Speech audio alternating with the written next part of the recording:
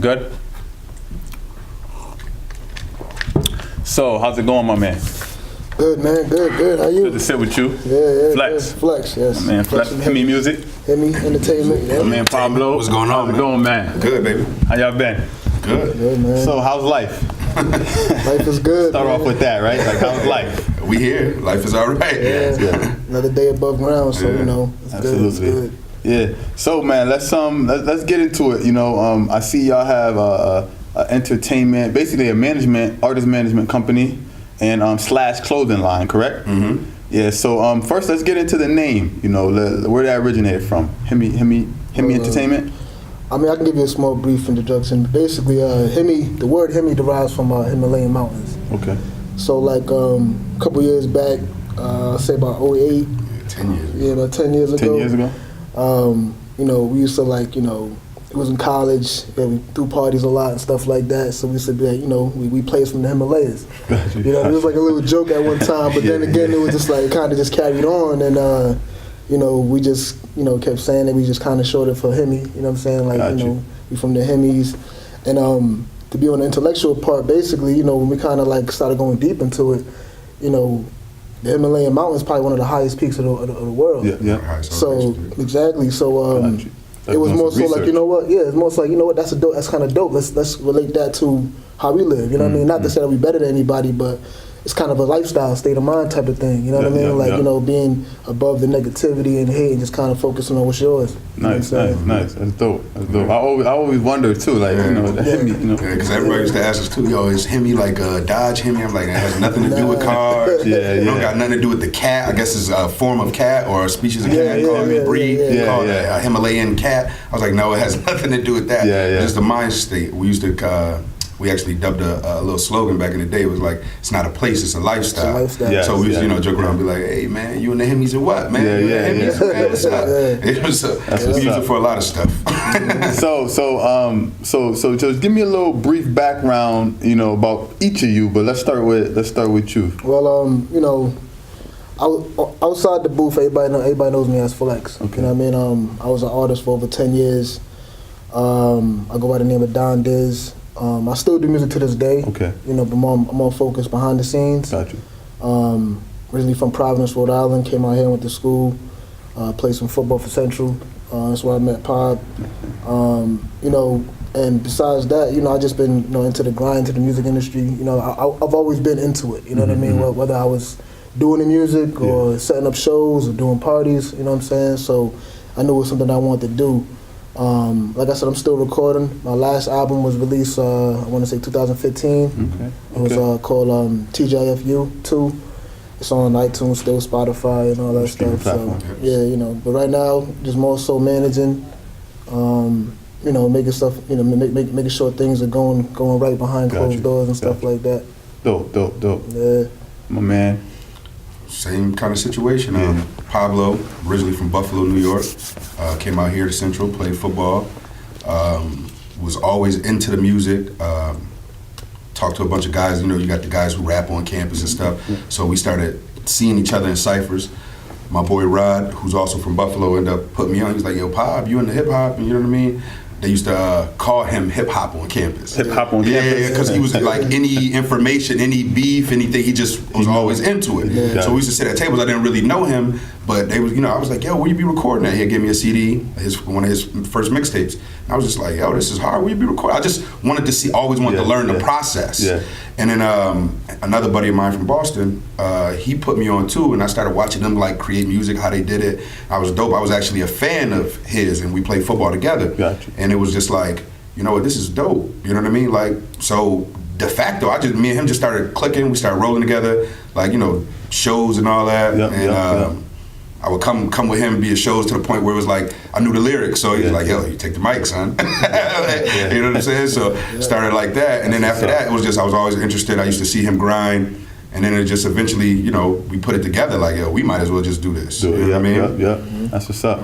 That's what's up. So now, what do y'all have going for like artists right now? Y'all working with any artists? Y'all got artists under y'all? What's going on now? Yeah. Right now, we have Money Boy bands. To be honest, he was our first artist, and then he got into some legal trouble. And after that, we started managing Marvelous. Okay. Oh, y'all manage Marv? No, we don't manage him Oh, okay. no more. But you know, in our beginning stages, we was managing him. Gotcha.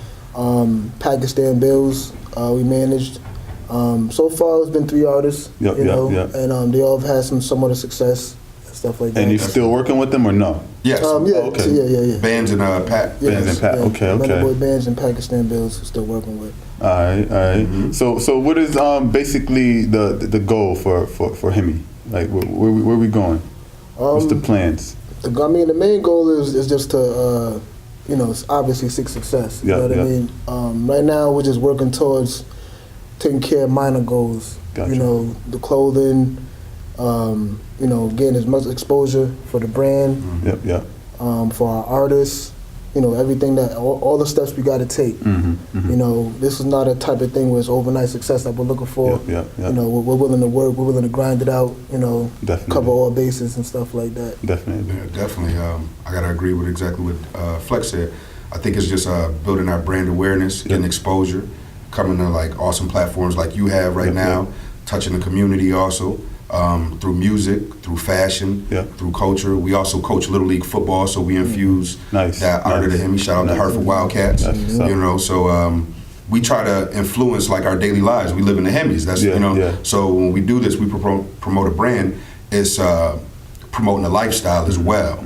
You know, we let the youth see us do something. We both got kids, so it's like, they get to see daddy and, you know what I mean, do stuff and have a business and really do that. So, we're just really grinding it right now. And I think that's very important. I mean, I remember even some of the times I ran into you, you always talked about, you was like, man, D, we need to get together. And not only on music, man, just basically, the community, giving back to the culture, and the kids. Is that something that's always been instilled in you and something you wanted to do? You know what? From an early age, my father, I got 4 sisters, 3 sisters that I lived with in the house. My mom, my dad worked. I got to see my dad. He was, just give me gems like, when you grow up, be smart enough not to work with your back, work with your mind. You know what I mean? And he will always do stuff like just randomly make me volunteer at an MS walk. And I used to, look at him like he was wild. Like, what is Saturday morning? What am I doing? But as I got older and, you go through things, you go through life, and I always felt like that was an important aspect to give back. Started with volunteer coaching, then just mentorship, and me and him, we go out there, we talk to the boys, and it becomes more than football, it becomes life. Gotcha. And we choose to use Himmy as a vehicle for that, like, you could use a vehicle for like sports, as a way to teach these life lessons. And when I used to always bump into you, I used to always hear about you, we had a mutual friend, and she used to be like, yo, you remind me of my boy D. And I can't think of her name right now, but she'd be like, you remind me of my boy D, yo, y'all need to get together. And I used to see her at Roma's, and she'd be like, yo, find him. So when I bumped into you at the barbershop, I was like, oh, this is him. I was like, hey, man, we gotta, and I told you about the thing we wanted to do over there off of North Street and all that, and that's just something that's always been in both of us. But definitely, we gotta give back. It's you can't seek success or pull from the culture if you're not gonna give back to Absolutely. And I have a deep question because you're originally from New York, right? Yes. So what age did you come to Connecticut? Was it young age? 18 for college. 18. All right. So basically, you've seen both sides. Like you've seen the fast part of it, and you've seen the part in Connecticut. As far as hip hop culture and music, period, what is the difference from your experience from there and here? That's interesting. Me and him talk about this all the time because we both from different locations and we implant it here. Out there, to answer your question, I think it's actually a lot of parallels. You get a lot of talent. It's a lot of talent out here, but it's also, you get the element of, the crabs in the barrel kind of thing out here because, people don't believe that somebody like them or from where they from can get to a place. And then sometimes as the people who get to the place, you may not handle that small success well. And you create enemies. You know what I mean? Based on, I'm different now. You know what I'm saying? Not realizing you still from right there. So I think it's a lot of parallels. A major difference would just be just the style out here. It's a little, in New York, Buffalo, it's a little more in your face. Just the delivery, the way the culture is, the way the neighborhoods are. Buffalo is like a big Hartford, a Gotcha. really big Hartford. Gotcha. But everything's the North End. Gotcha. Gotcha. You know what I'm saying? Gotcha. Yeah, so it's like, it's a certain demeanor that comes off, and if you guys listen to Pakistan Bills, he's from Buffalo, you'll hear it. You'll be able to hear that in the music. Gotcha. You know what I mean? Gotcha. Very raw, very like unapologetic with it. Got you. Got you. Now that's what's up. And now settling in Connecticut, like you was mentioning, you know what we're going through, because we haven't had a whole bunch of artist success, like a lot, like just repetitive. It's a little here, a little there, a little silent.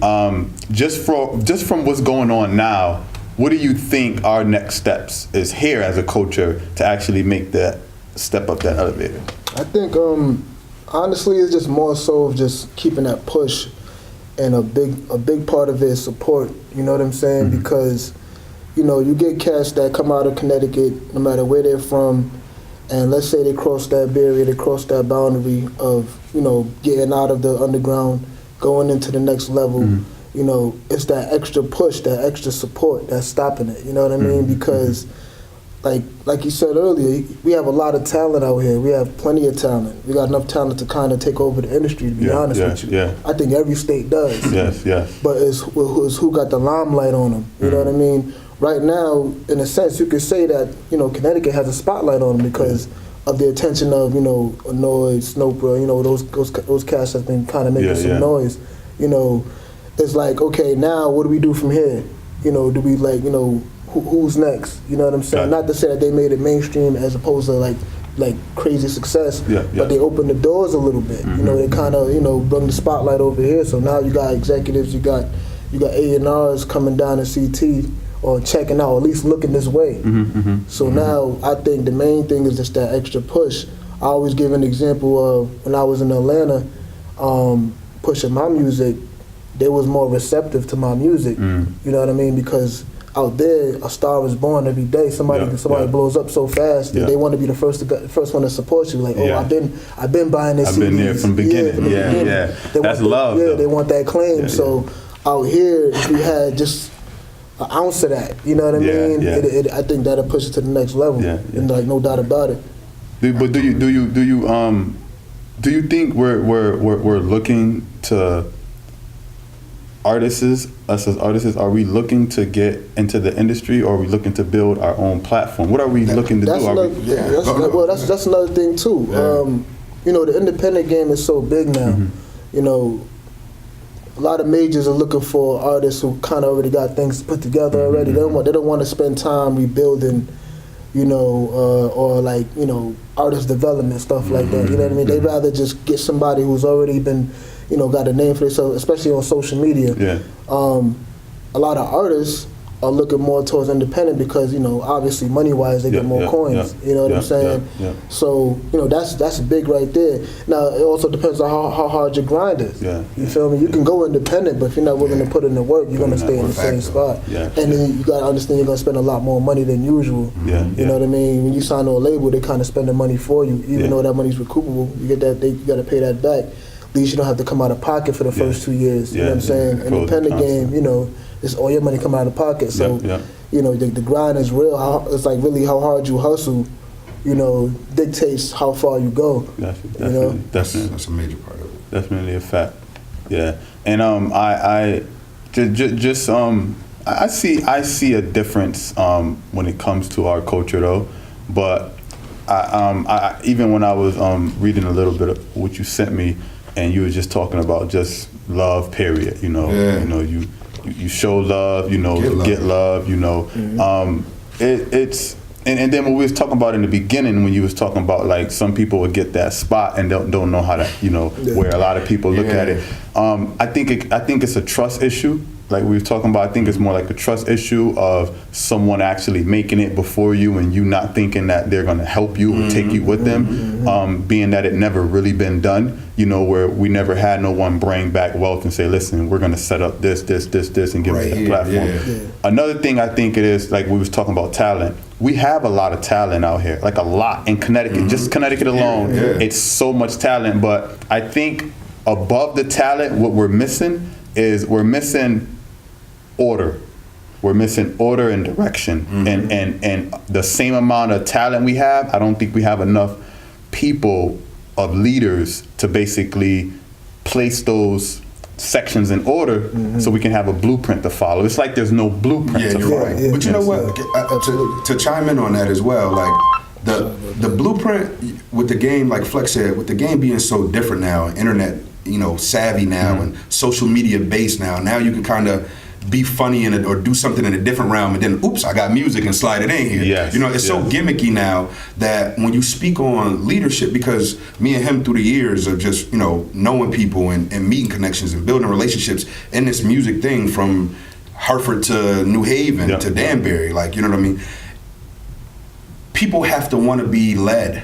You know what I mean? Okay. So I gave this example in about a week ago to somebody I was talking to a week ago. It's a fine balance, what I feel like out here in Connecticut, right? Because we have, like Flex mentioned, artists that are on the cusp of whatever we think it is. You know what I mean?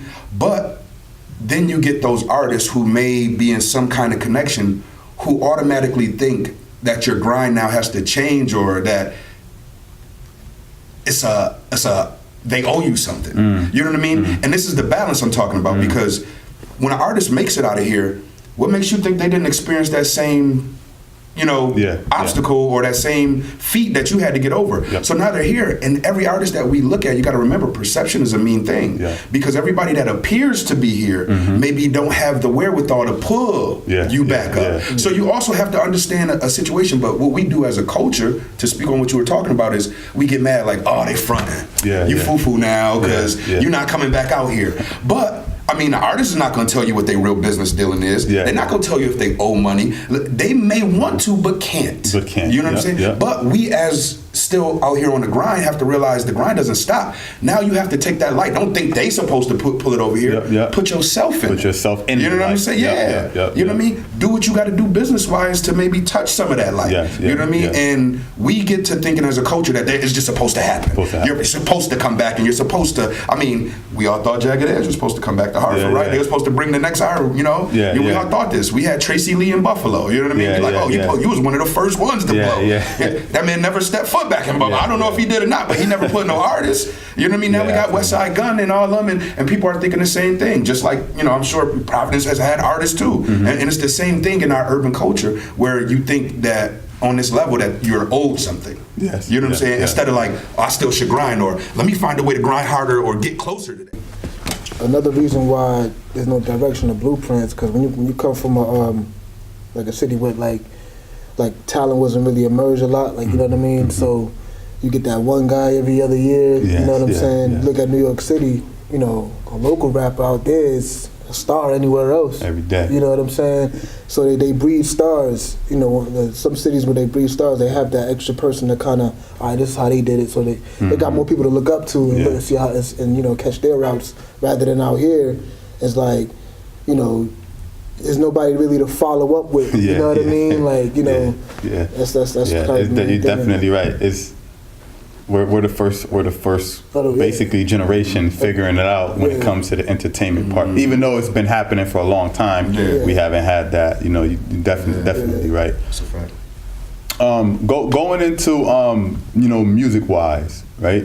So what is the whole the program looks like when it comes to like your company right here? What are you offering artists that basically want to reach out to you and say, basically, I want to be a part of Himmy? What can an artist that's looking or watching right now, what can they get? You know what? I think we do it. I think me and Flex conduct it very well. Like, we very open and honest with what we can offer and what we can do.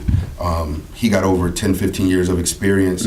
I've been working with him for almost 10 years, and we've been doing this together for about 2 or 3 now. So when we come into a situation, it ain't even about what we can offer you first. It's about what are you trying to do? You know what I mean? So we want to evaluate what your goals are to see if we can even help you attain that. You know what I mean? So it's no frills. We like, we could do this, and we don't end up getting to it. This whole show is a 2-man army. So when we take somebody else on, we know that now we're going to have to wear 4 or 5 hats for this artist or for whatever they're trying to do. So it's very calculated. When we come with just ventures, like, we want you to be your own boss. Gotcha. We don't want to control you. I'm not telling you got to do this. We got our own formalities of how we handle things. We open. Our contracts ain't some long legal jargon. They basic, easily worded contracts where we're doing this. It's 50-50 here. It's 50-50 there. It's 50-50 there. We split this. You want to do that or not? Like, you know what I mean? So we keep it very honest. Yeah. Now, and you know, and it's kind of better for the artists too, because like, you know, they win. It's like a win-win situation for them. So you got the push, you got our help, and then, you know, depending on how hard you work, you know what I'm saying, you kind of create your own success. You kind of create your own lane. Yeah. You know what I mean? And you know, the whole 50-50 venture thing is perfect because I wish I had that when I was coming up. Somebody who was willing to go half of me on my career. You know what I mean, and still push me. Definitely. I mean, I came out of pocket for everything. You know what I'm saying? But now that with these artists that we're working with, they're more they have the advantage. You know what I'm saying? Now it's like, okay, you got these guys that are gonna push you, manage you, get you shows, get you interviews, you know, do whatever we have to do to expose you out there, and then, you know, they're willing to go half with you. Because this game costs money at the end of the day. Absolutely. So you know, nothing is free. So, you know, to me, you know, it depends on how hard that artist wants to work. And, you know, I like to deal with artists whose drive is like my drive. You know what I mean? Like, you know, I don't have to ask you to do anything. You're just going to do it. You're just going to be a step ahead of me if you can. Like, you definitely know what I mean? right. So, and that was going to bring me to, that actually was going to bring me to my next question about drive. When it comes to drive, just artists and creators and us in general, like, you know, some of us have it, some of us don't. It's almost like we got to go through this process of like weeding out the people who don't take it serious or whatever. But how important is it to have that drive on an everyday basis in this game that we're in? It was very important. I mean, look at it like this. 1 week, I look at it like social media, right? 1 week you got the trending you on a trending topic. In 2 weeks you forgot about it. You know what I mean? So that's where we at right now. That fast. You know, out of sight, out of mind. You know what I mean? If you're not out there, you're not meeting people, you're not networking, you're not, you know, creating music, you're not, you know, even going live or whatever, keeping yourself in tune with the people, they'll forget about you. They will. You know, and we live in a world where, you know, you could be hot today and you be forgot about the next week. If you don't, you know, but I mean, it's how you do it too. You know, you don't want to be, you know, trolling or, you know, doing something crazy out of the ordinary, out of your character to kind of stay hot. You just want to keep yourself busy. You know what I mean? And you know, your content has to show that you're working. You're in the studio. You're out here, you know, pushing your music. You're introducing yourself. You're going to events. You know what I'm saying? You're doing all these necessary things that kind of keep your name up. You know what I mean? So that's what I would say. Like, you know, to any artist, and that's not our artist. Like, if you really want to get out there, you know, you really want to stay current and be consistent, you just got to follow those guidelines and just keep pushing. Just keep pushing. Like, don't stop. Like, you know, because out of sight, out of mind. Out of sight, out of mind. You're right. The drive is super important too. Like, especially in a situation of me and him are in, because we gonna back you. With our money, with our funds. We ain't took out no loans. We ain't hit nobody. This is me and him right here. So if I'm good, the minute we ink up and I'm not gonna be on you. But every couple of what's up? You in the stew?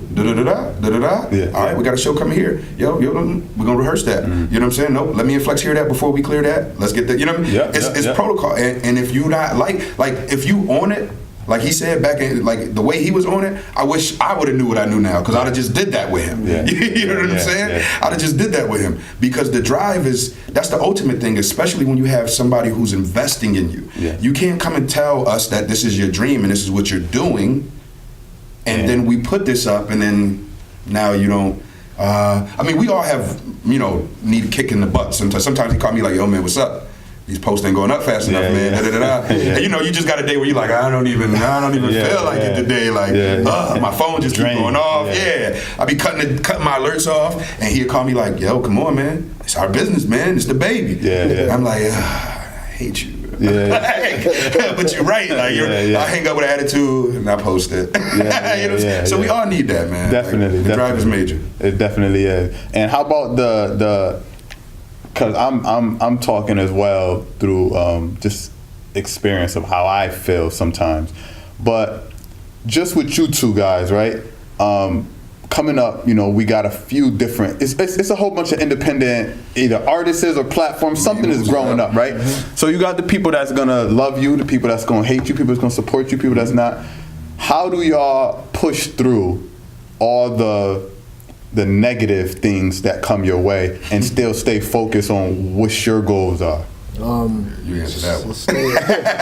I mean, honestly, to be completely honest, I personally have not experienced any type of negativity outside. You know what I mean? Like, nobody has blatantly said we don't like you or for whatever reason.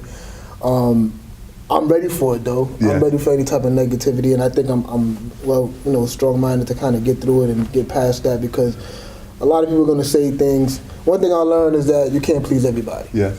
And I'm fine with that. Yeah. I'm okay with that. I know there's going to be people that like it, and there's going to be people that don't like it. Yeah, you know what I mean? Yeah. So because I'm okay with that, I think I'll be able to deal with it better. Okay. You know what I'm saying? But rather than, you know, me expecting everybody to like my stuff and then, you know, getting mad when somebody says it's whack or, you know, they don't like it or for whatever reason, I can get past that. Yeah. You know, yeah. I mean, to me, it's like I just focus on the task at hand and just kind of keep it pushing, you know, and cater to the people that do like it. That do like it. Yeah, you know what I mean? Focus on what works. Yeah, exactly. Yeah. Listen, I'm a little different. So one major lesson I always get from him is never personal. Okay. You know what I mean? Yeah. So, you know, I'm a little bit more, I'm differently wired. Like, you know, no rah-rah, but I care about my stuff and I wear it on my sleeve sometimes. So, like, you know, we've had moments where he like, you gotta chill, yo. Yeah, you gotta stop, man. Bring it down a notch, right? You can't just do that all the time, man. And I'm just like, I don't care. You know what I mean? But learning, and you start understanding what it is, and they don't know me personally. They're not saying they hate me personally. Yeah. It's just they may not be fans of what we doing, or they got their own reasons for not liking it. Yeah. So how I choose to deal with it now is, I mean, it's almost odd. I actually have a small appreciation for it, to be honest now. Like doing this with him and really seeing the inner workings of how business works. Because before I was always just on no, this is my boy, like, nah, this is hot, you better like this. You know what I'm saying? And now seeing the business side of it, where it's like, first of all, it's okay. And the fact that you took the time to form an opinion of not liking it, meaning you took the time to do it. You know what I'm saying? So you had to hear something. You know what I mean? Now, what I do is try to encourage the feedback. Oh man, what you ain't like about it? You know what I mean? No, right. Gotcha. Okay. Yo, this would be dope like this. I may never do it. I may never even transfer that message. But I keep it in mind because it's the people talking. So he or she paid enough attention to come and say they didn't like it, or you know, express that they didn't like it, means they took the time to view it, or listen to it, or watch it, or hear it. So I gotta appreciate that. Absolutely. And it's like any form, you know, these are the constituents right here. So you gotta kind of listen a little bit. You know what I mean? And take heed to some of it. Now everybody's opinion ain't valid. You know what I mean? That's just life. But you'll listen to it if it's somebody you deem all right. You know what I mean? So now, you know, I ain't gonna lie, like a lot of that, he the cool one. He laid back. So I try to, like, you know, be around these different energies so I can know how to handle myself, balance the passion, balance the, you know, everything that comes. And I can't front, like, this the mentor right here for that. He'd be like, nah, we're gonna do this. I'd be like, all right. I'd be like, I'm just calling you, son, 'cause I need to know what you want to do about it. Like, he'll tell you, I call him like, yo, so I gotta call you first because I'm tight right now. Help me out, right? Like, say something to me right now, bro. Say something. That's what's up, man. It's always good to have that person. You feel me? Definitely. You what is some of your biggest fears? Just going into life, period. You know, what are some of your fears that you think that you have? Off the rip, I would never. I don't want my son to ever see me fail. Not fail, but like quit or do something that's. I can't tell him to do something that I do. You know, I got a young man I'm raising. So I want to be clear in the message that I send to him, verbally and non-verbally. Gotcha. Because, you know, a kid will listen to you all day, and you know, you had your mom. It was a point where you stopped listening.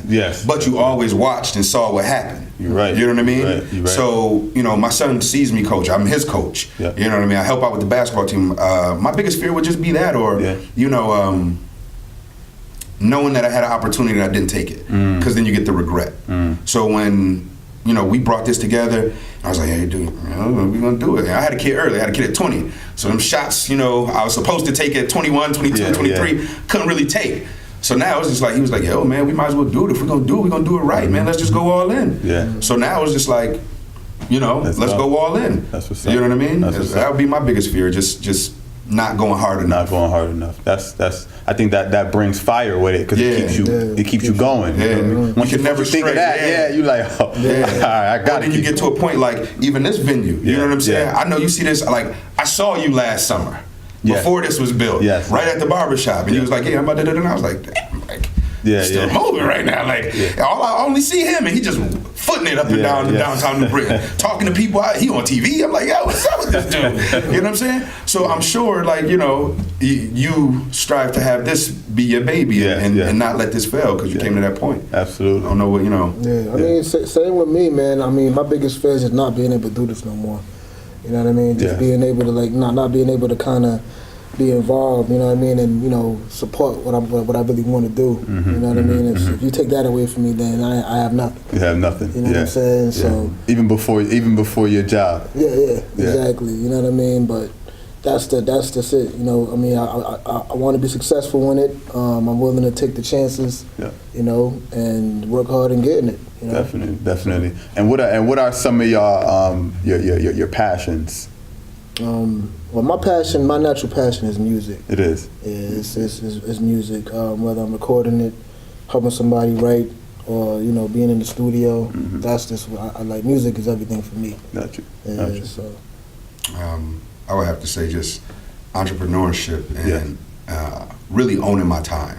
Like, that's the biggest thing for me. Like, we used to be in college and he was already working. I said, like, man, I ain't getting no job. I was joking with him, like, man, I ain't giving my time to nobody for that. So, just really owning my time and being able to live and schedule myself the way I want to, be able to be there for my son and continue to coach and, start business ventures with my boy and really just have it to the point where our families together, like we create that generational thing for our kids and their kids and our families. So that's what's up. That's it. That's what's up. And me personally, I could just tell y'all, man, just through experience, just keep going. Keep going, keep pushing. I think all of us out here are striving for the same thing, for great things. To leave a legacy behind.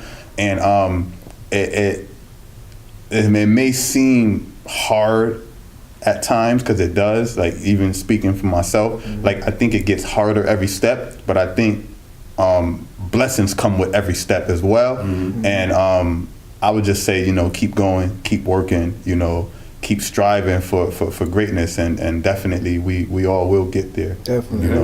Definitely. Some speaking to the camera now, we talked about the youth and the kids and the community. And us being role models, leading by example. Give some words of advice to them out there. That's some of them that may be lost, may feel like they don't have no one to look up to or look to. What would you say to them? Just came right here? Right here.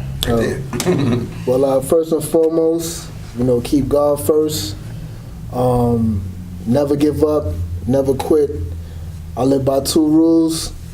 First rule, don't quit. Second rule, never forget rule 1. Always strive for greatness. Don't be good, be great.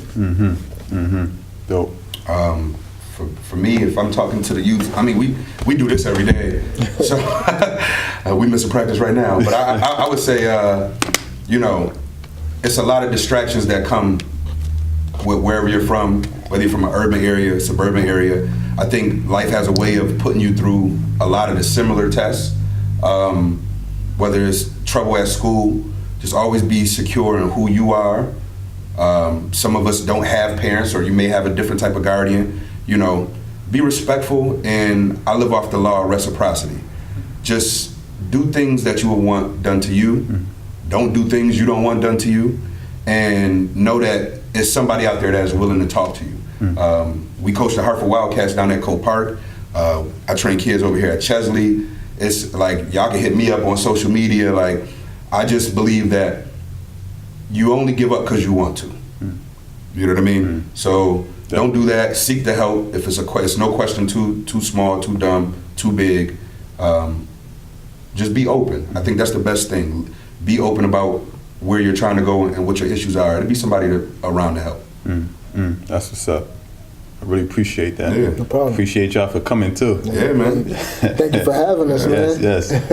Like before we go, just you know, any last things you just want the culture or people just to know about yourself, your brand, you know, where to find y'all, social media, all that good stuff. Definitely. Himmy Entertainment for merch. You can go online, www.himmyentertainment.bigcartel.com. That's where you can find all the exclusive merch, hoodies, t-shirts, hats. We got a lot of stuff for the ladies too, leggings, tank tops. As far as the music go, make sure you subscribe to our YouTube, Himmy Entertainment on YouTube. You know, we got a lot of projects coming up pretty soon. Social media wise, the Instagram is Team Himmy ENT or Himmy ENT Clothing. Yeah. You can tell them about the. Yeah, we got you know, you check our artists out, Money Boy Bands, Spotify, Young Bands, Drinking Too Much, featuring Annoyed and Snacks Giggity, produced by Chill Shump.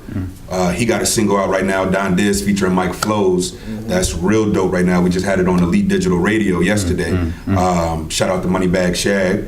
100 Mil, featuring Mike Flows, another joint, produced by New Britain's own, Chill Shump. Shout out to the Shumperts. You can find us on, like you said, all social medias. You want to look at, they've been supporting him. This man has been a driving force and pushing the clothing brand ahead. So shout out to the models in LA, Atlanta, New York. Where did you just send something? Texas. Australia. Hit us on all the platforms, Facebook. All you got to do is type in Himmy. It'll all pop up, HIMMY. Dope. That's what's up, man. Really appreciate y'all, man. Appreciate you, man. Yeah.